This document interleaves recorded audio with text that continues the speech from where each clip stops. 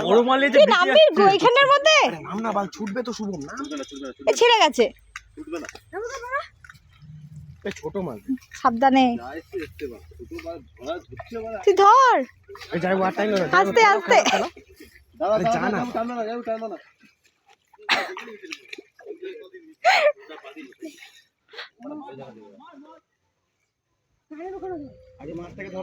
আগে পেট ধর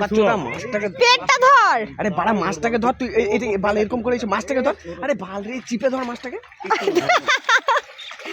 গালাগালি দিয়েছে না এর মধ্যে উঠে যাচ্ছে সব